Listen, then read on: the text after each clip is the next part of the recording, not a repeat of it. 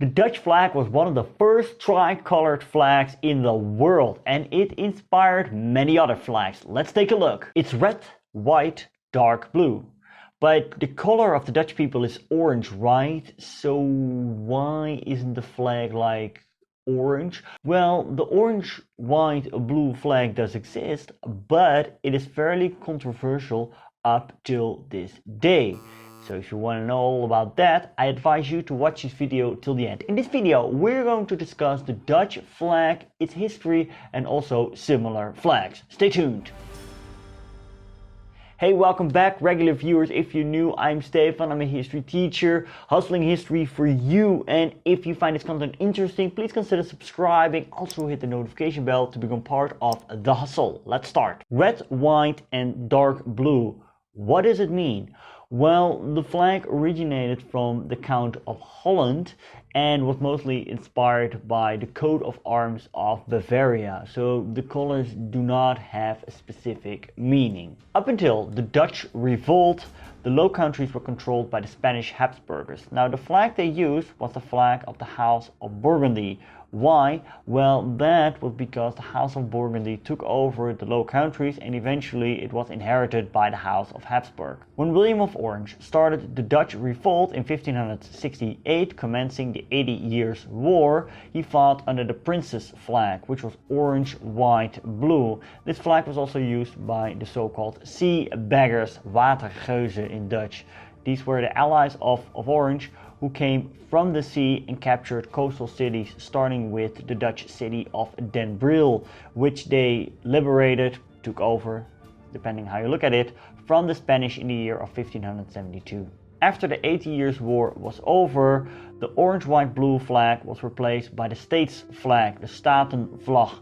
Red, white, blue. So why was this replaced? Well, stories differ about this. First of all, some said that the painting of the orange would eventually transform into red when it would be exposed to the sun for too long. Also, red, white, blue would be better visible on the sea. Speaking of which, the VOC and the WIC, the Dutch East India Company and the Dutch West India Company, they also had the red, white, blue flag with their logo in the white part. At the end of the 18th century, there was a conflict within the Dutch Republic between the Orangists, who used orange, white, blue, and the state party, who used red, white, blue. Now, this whole conflict deserves an episode of its own, so if you have some additional thoughts or you want to see that, leave a comment down below. In 1795, the Batavian Republic was created, a French vassal state in the aftermath of the French Revolution. In 1806, the Kingdom of Holland was established, still a French vassal state, only to be incorporated into the First French Empire in 1810. Well, that French flag looks familiar to the Dutch one, doesn't it? Does it have any links, any connections to the Dutch flag? Well, keep watching to find out.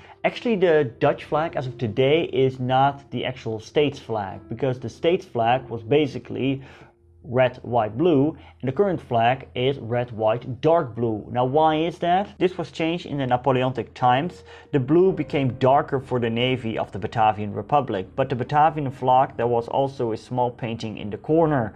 When the Netherlands became the Kingdom of Holland under the rule of Louis Bonaparte, which was actually the brother of Napoleon Bonaparte, the flag became the same as the flag of today. And despite the fact that the Orange family came back as a royal family after the Restoration, they kept the red, white, dark blue. Flash forward to the 1930s, there was a rise of National Socialism not only in Germany, also in the Netherlands, and the Dutch Nazi Party was called the NSB, the Nationaal Socialistische Beweging.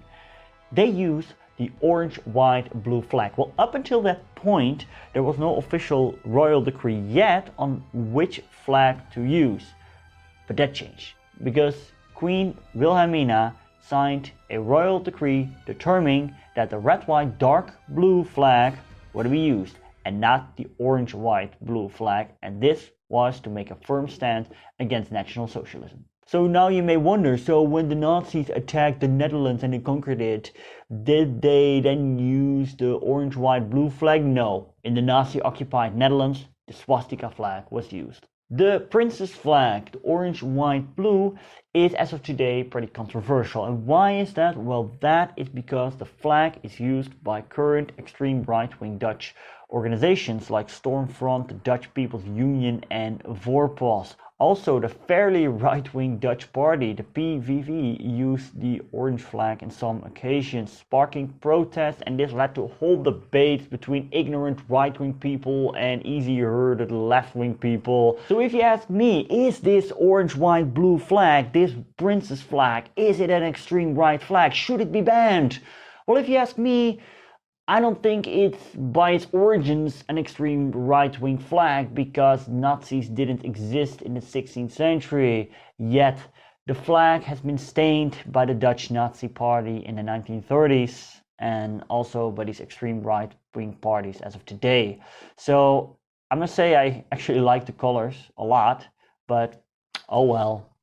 Now it's interesting to look at the Dutch Antilles that have similar flags. Here you see the flags of Aruba, Bonaire, Curaçao, Saba, Sint Eustatius and Sint Maarten. And here is the united flag of the Netherlands Antilles. So how did these islands end up in Dutch possession? Well, keep an eye out on this channel because I'll cover that in the near future. And here you see the flag of the Netherlands New Guinea. It was basically a consolation prize after Indonesia was granted independence. I'll cover that in the future as well. The Dutch flag was one of the first tri-colored flags in the world, and it inspired many other flags. Let's take a look. Russia. Around 1700, the Russian Tsar Peter the Great wanted to modernize his country. He visited Amsterdam and learned about shipbuilding and naval warfare. He also brought back the Dutch flag colors and created the Russian flag that is still in use today, which in its turn inspired many other Slavic flags: Croatia, Slovakia, Slovenia, Serbia and the Czech Republic. Then there's obviously the French tri-colored flag, blue, white, red. Now, historians differ in opinion whether this flag was influenced by the Dutch flag. I mean, it came much later after the Dutch flag, but still opinions vary, so I'm gonna leave it here. If you have any additional thoughts, please leave them down below. South Africa used to be a Dutch colony. These Dutch colonists, so-called Boers, created their own states and also their own flags that were inspired by the Dutch flag. After the Boer Wars against the British were lost, these small states were incorporated in the Union of South Africa, which used the orange, white, blue flag with some smaller flags, British, Orange Free State and Transvaal, in the middle part. The flag was used until 1994, and it's kind of ironic because I previously stated the orange, white, blue flag being associated with extreme right wing. Well, we can say that the South African state up until 1994 was extremely right wing with its apartheid policy, the brutal policy of segregation between whites and non-whites. And then there is New York in the US of A, which used to be called New Amsterdam. It used to be Dutch, but was ceded to the English.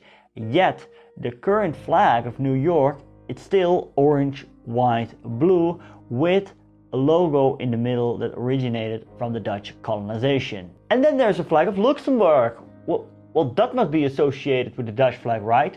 No, it's actually inspired by the Luxembourg coat of arms. So have you ever looked into the meaning of your country's flag? Well, if you have any thoughts, feel free to leave them down below. I'll read them all. Also, if you want to know more about how the Low Countries became a republic, you can click right here to check out the video I made about that. Also, if you want to support me, please do. You can go to my Patreon page, because with your donations I can make better, cooler and more awesome content for you. Also, don't forget to subscribe. Thank you for watching en tot ziens.